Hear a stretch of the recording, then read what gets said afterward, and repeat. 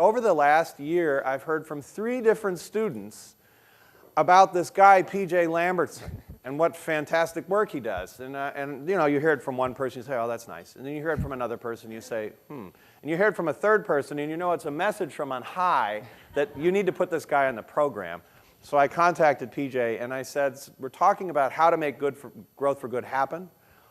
It's about activating that, like the Kin catalyst. Can you come in and give us a little hint as to how to create movements these days? P.J. Lamberson. Thanks, Rob. Thanks for having me. Let's see, is this the...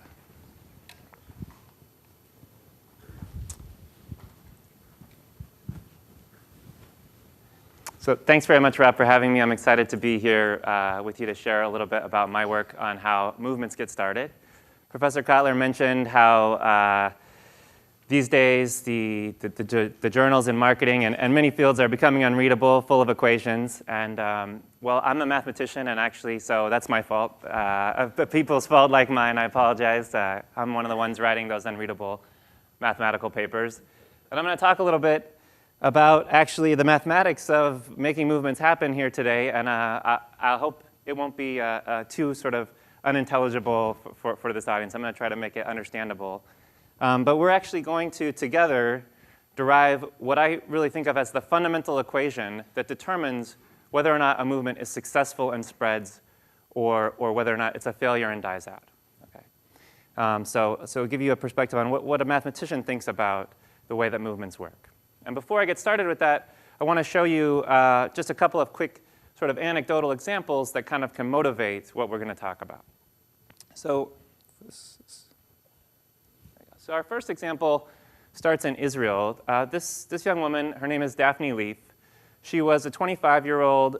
She had just graduated from film school, and she was working in a simple film editing job in Tel Aviv when she received a notice that she needed to vacate her apartment. When she left the apartment, she went out to the Tel Aviv rental market trying to find another place to live. She found that the prices of rentals in Tel Aviv had doubled since the last time she had looked for a place, and she could really no longer afford to live in the city like she wanted to. She found this distressing. She felt that it was unfair. There should be a way for a person of her income to live affordably in the city. And so she and a few friends got together and decided to protest. They set up 10 tents on the street in Tel Aviv. They posted on Facebook asking other people to join them.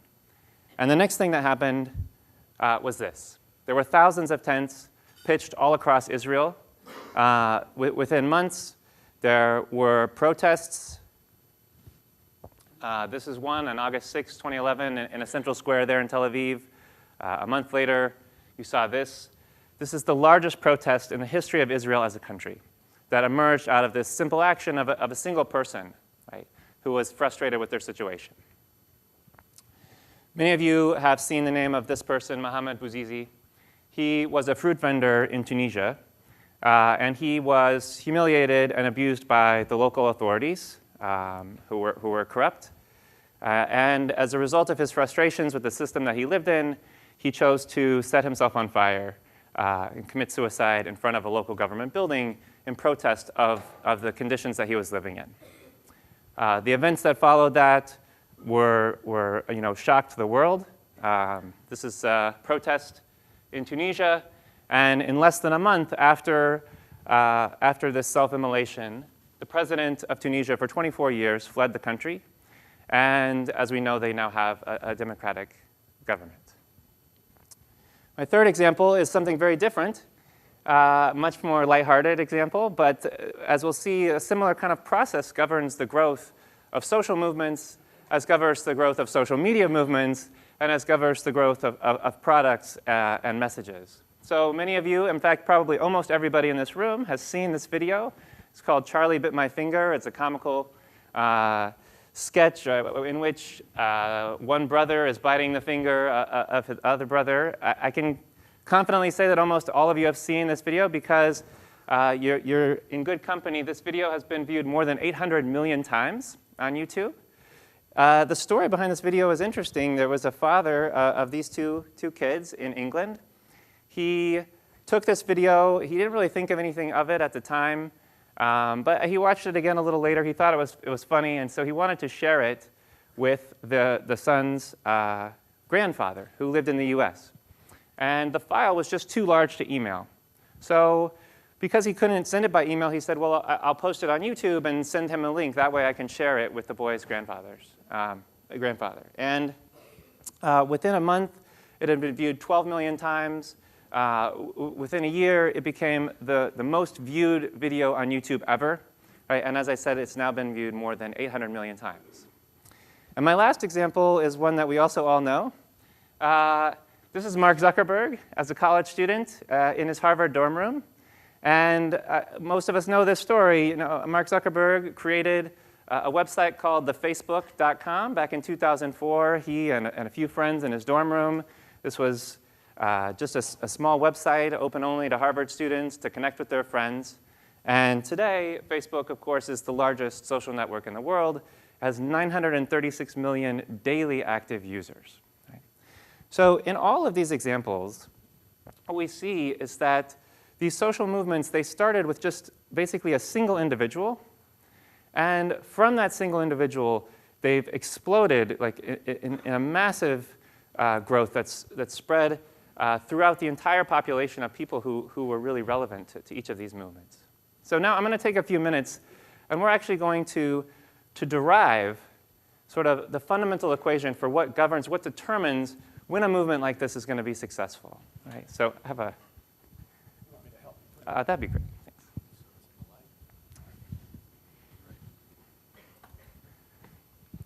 So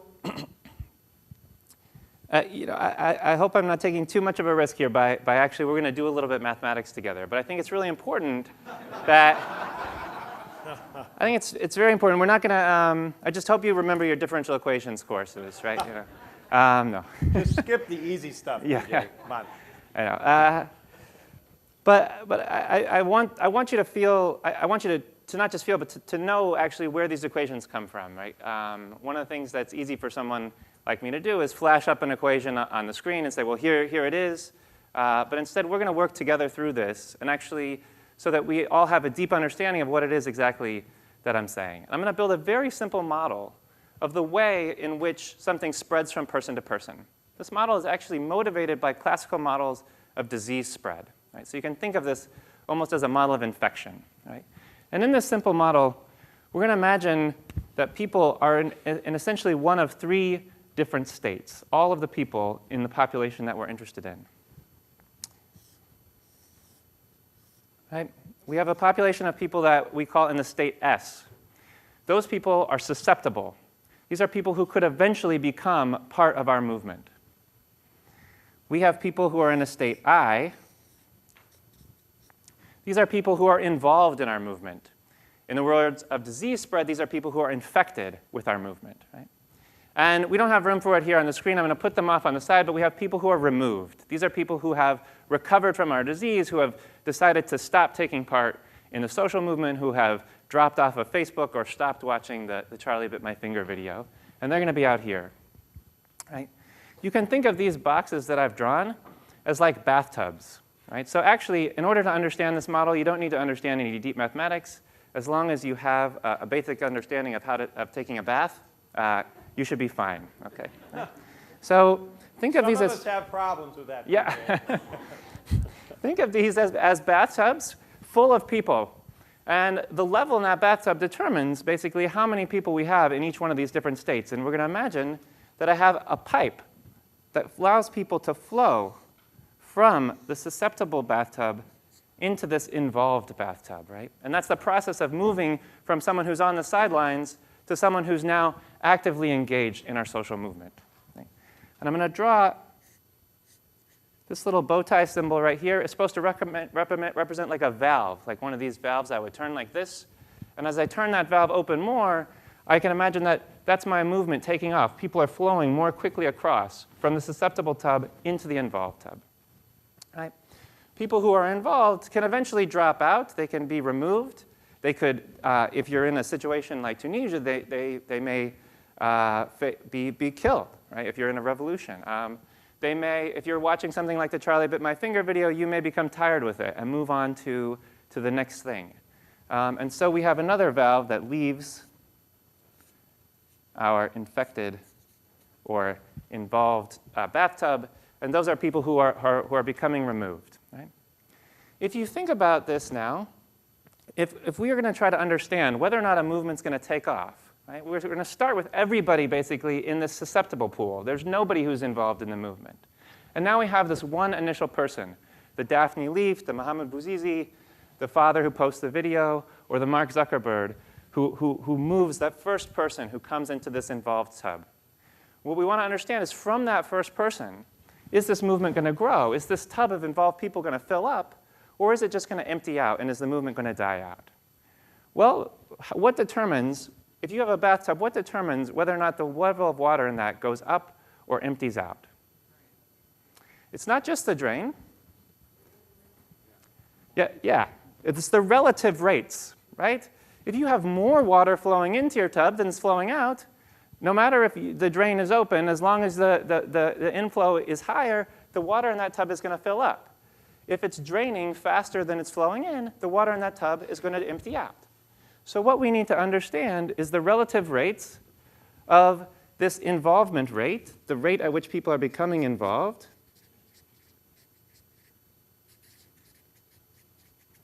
and the removal rate, the rate at which people are becoming removed.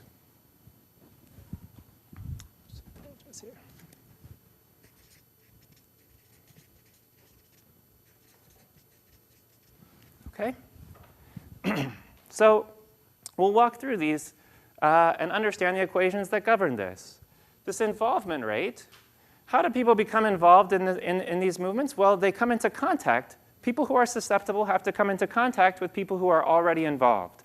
And they transmit that involvement. They infect them with the excitement and the enthusiasm of what's going on. So this involvement rate is going to depend on how many contacts we have between these susceptible people and those who are involved. Okay? Every contact does not necessarily result in a transmission, though, right? Sometimes a person tells you about an idea, a new movement, something that they're trying to get going, and you say, I think I'll pass, right? So part of what's going to govern this process is how infectious this movement is, right? So given that we have a contact between two people, what's the probability that that actually transmits this involvement, this excitement in the project? So we're going to call that the infectivity of our movement. I'm going to use the variable little I to represent that infectivity. I hope you can see this. So we also have to think about what's going to govern how many contacts I'm having between these susceptible and these involved individuals. And the primary thing that's going to govern it is how many susceptible and involved people I have. Right? If you imagine a disease for a second, if I only have one sick individual, right, then I'm going to have relatively few contacts between people who are susceptible and people who are infected. As that infected population grows, or as that involved population grows, that's going to lead to more and more contacts. So this is going to depend on how many people are involved in the movement, and this creates a positive feedback loop. As more people become involved, more people become in contact, which leads to more people becoming involved, which leads to this kind of initial exponential growth in our movement. Right? But ultimately, it also depends on how many susceptible people I have, how many people that are out there who are not yet involved in the movement, who are on the sidelines and can potentially become involved. Right? If everybody in this room was infected with a movement, then none of us can infect anybody else in this room because we're all already involved. We've run out of susceptible individuals to bring over to our side. Right? And lastly, this is going to depend on the overall contact rate between individuals. How much are people mixing? Imagine if you're out in rural Nebraska, where my family is from, you don't have many contacts in a given day, right? If your neighbors are 2 miles apart, maybe you see 1 or 2 people a day. That's not going to lead to very much transmission. So we have an overall contact rate, which we'll call C. So these are all of the terms that we need to understand the involvement rate. But if we want to understand whether or not this tub of involved people is going to grow or is going to die out, we also need to understand the removal rate. How fast are people, once they become part of the movement, is there staying power? Do they stay involved, or do they drop out? Right? And so this equation is actually more simple. It depends on two things. It depends on how many involved people there are. The more involved people there are, the more people that can potentially be dropping out at any time. And it's going to depend on how long, on average, a person stays involved before they quit, which we call the duration.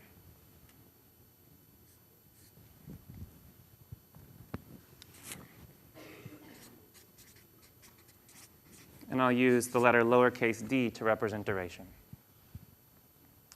So now we have all of the key ingredients to represent our model. Okay. I think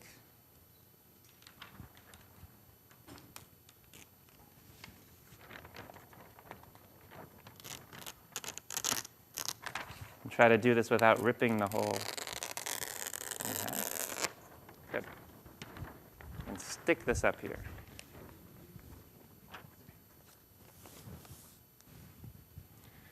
So now we're going to get to the equations. They're going to be very simple. Right? Imagine that our infection rate, our rate of involvement. How is this going to work? Well, I have S people who are susceptible. Each one of those people, they come into contact with C people, say, per day. So that's S times C total contacts. It's the number of contacts I have that involve at least one person who is susceptible. But in order for transmission to occur, that contact has to have an involved person on the other side of it, right? And so what's the probability that if I have a contact with someone, that that person is involved? Well, it's the fraction of total involved people in the population.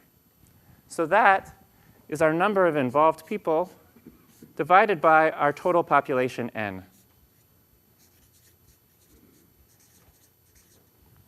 So I have S people who are on the sidelines who are susceptible. They come into contact with C people per day. A fraction, I over n, of those people are actually already involved.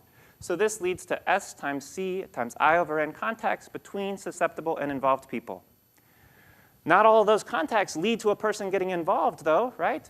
That was our infectivity that determines what's the likelihood of when I meet that person and they tell me, please get on board with this project, that I actually agree and join them, right? So I have to multiply this by that infectivity, lowercase I. So this is going on. So I have S susceptible people. They come into contact with C people per day. There's a probability I over n that actually leads to transmission. That person is infected, and the probability I that it actually leads to transmission of this social movement. That's my infection rate. Right? Now we have to look on the other side at the recovery rate, and it's very simple. The recovery rate is just equal to our total infected population divided by, on average, how long does it take for a person to recover. So if you imagine I have a population of 100 people, and on average a person only stays infected, say, for 2 days, then on every given day I would have about 50 people recovering. Right? The first half recovers the first day, the second half the second day. So this is my rate of people flowing into my bathtub of involvement. This is my rate of people flowing out, of becoming removed, of quitting and dropping out. And as I said, whether it's going to determine if this bathtub fills up or dies out is which of these two rates is larger. And so our social movement is going to grow from an initial first involved person if this side of our equation is greater than this one. And everything else from here on out is just algebra. All right? So all I'm going to do is just rearrange this equation. I'm going to put all of my variables on one side of the equation. So I can divide both sides by capital I, and that cancels out. Okay? So I'm left with S C lowercase I over n is greater than 1 over d. I can multiply both sides by lowercase d to move the d over to the left-hand side. And now I have S C I d over n is greater than 1. And then the last thing that we have to do is, if you think about it, think to the very early days when it's only Mark Zuckerberg in his Harvard dorm room, it's only Daphne Leaf setting up her tent out on the boulevard, or it's only Mohammed Bouazizi who set himself on fire, who's protesting. In those early days, right, what can I say about the relative size of the susceptible population to the total population? they're basically the same, right? Because there I have the whole world out there that's susceptible and only this one person who's become involved. So S and N are essentially the same, so I can cancel them out. And I'm left with this equation. CID is greater than 1. This is the fundamental equation that governs whether or not a social movement or any movement grows from an initial involved person to a larger population. So what does this equation tell us? We need to think about what these different variables are. What can we learn from this? So there are, thank you, there are 3 variables in this equation. There's our contacts. How much are people communicating with one another? This is a way of measuring our social network, right? An event like kin increases our contacts. It puts us into contact with other people that we wouldn't be into contact with otherwise. Things like social media increased our level of contacts. The events in the Arab Spring, the events in Tunisia would not have been possible without social media. Social media allowed communication that couldn't have occurred before and increased the level of contacts, which is necessary to drive this equation up and exceed that sort of viral threshold. The second variable is infectivity. Infectivity tells us how motivating, how engaging, how enticing is our social movement. Is this something that people want to get involved in? When I share this with you, if you're a person that's on the sidelines and I'm involved, what's the likelihood that you say, yes, sign me up, right? And the last thing is the duration. What's the staying power of our social movement, right? Is this something that you take a look at, maybe you play around with for a day or two, and then you say, no, OK, I've had enough of Facebook, I'm getting off of here. Or I've seen Charlie bit my finger once, I don't want to tell anybody else about it. Or we went down to the rally today, and we waved our signs, but tomorrow I'm going home and going back to my job and going back to my family and not continuing to stay involved. Those 3 variables are what drives whether or not a social movement succeeds or fails. So now that we've understood this fundamental equation, I want to, we really can think about what it is that drives something and how we could pull these levers, right? If we want to try to get a social movement to take off, these are the 3 things that we should focus our energies on, right? Trying to make more contacts, trying to create a denser network, trying to make our social movement more infectious. This is the role of marketing, right? You make a message, you make a product that's targeted to your target consumer that gets people involved and engaged and informs them about what it is that you're trying to do, and you try and give it staying power. Right? So now that we understand this, and we could stop here, but I want to leave you with with one more thing. Right? So, which is what does not appear in this equation? One of the things that does not appear in this equation has to do with networks. So networks is a big area of my research. I try to understand how patterns or webs of connections like this, what does the structure of that web of connections say about whether something like a social movement or a product or a viral video takes off? And when you look at social networks like this, you see that different people have different levels of connectivity. Right? There are certain people, and you've probably met some of them here today, who have many, many connections, right? Who seem to be connected to everybody, right? And there are other people who have few connections. In fact, the vast majority of people have a relatively small number of connections. And one of the things that when I'm ever teaching to executives about networks, the first thing that they say is, well, how do I identify the influentials? Right? Who are those highly influential people? Because I think if we could just get to them, then we could get our movement to take off. But if you go back to this equation, what you see is missing from here. There's nothing in this equation that says anything about an influential individual or about a special person who is highly connected. The variables that are in this equation are talking about the network as a whole, the overall community, the overall structure and pattern of communications, but not about the connectivity of any one individual. Right? And if you think for a second about my 4 examples that we started with, none of those 4 individuals who began those social movements was somebody that you would think of as an influencer.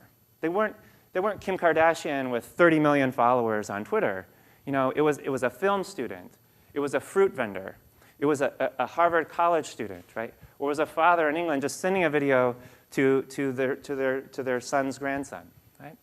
These were just regular people.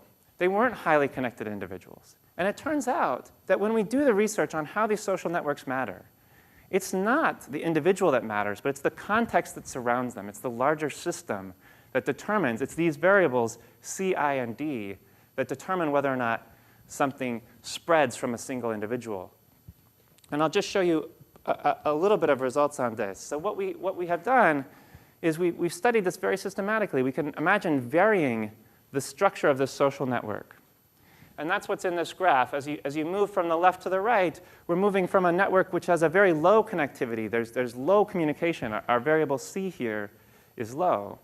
As we move to the right, our network becomes more and more densely connected. That's the global structure of the network. And we've compared what happens in those networks if we start our movement at someone who you might call an influential, someone who's highly connected, or if you start that movement at just an average person. And what you can see in this graph is that what really determines whether the movement takes off or not is this horizontal variable, the overall connectivity of the network. If the network is not connected enough, as we have down here on the left-hand side, it doesn't matter whether you start something out at an influential or at an average person. Our network, our context is not sufficient. Our CID is not great enough to get the social movement to grow. Once we exceed that threshold, though, once our network becomes connected enough, now, whether or not you start something at an influential or an average person, the context is ripe for this social movement to explode, right? And so that's what really drives whether or not the movement takes off. It's not about these particular individuals. There's actually a well-known and long-standing error from social psychology known as the fundamental attribution error. This is one of the reasons that CEOs get fired, because we tend to blame the person.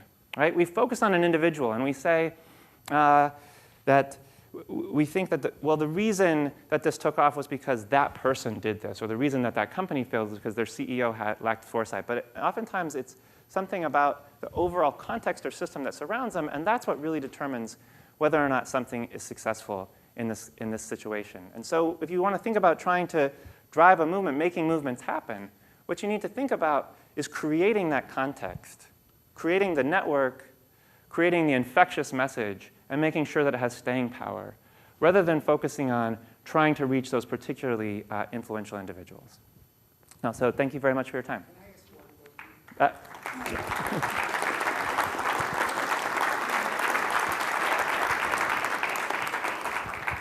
Are you not obliged to take into account any kind of suppression or regulation or sort of an externality that would suppress the growth of the network? Yeah, absolutely. I mean, this is. Can you repeat the question? Yes, sure. So Howard Tolman just asked,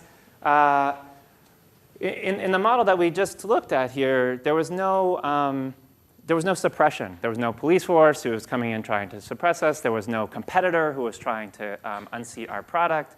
There was no competition. Nothing that was sort of putting a negative, a depressing effect on these rates. And absolutely, that should play a role, right? This is the simplest model that we can imagine. It gives us some basic insight. But where that's going to come into play, right, is that's going to sort of depress our involvement rate. We can imagine that. Or it could also, in the case of, say, police suppression of a social movement, it might increase our recovery rate. And we still have to balance these two things out. Those are still the fundamental drivers. But you could imagine sort of just adding on a negative term there to account for that. Yes. I would love to go on. PJ, thanks again. This is great.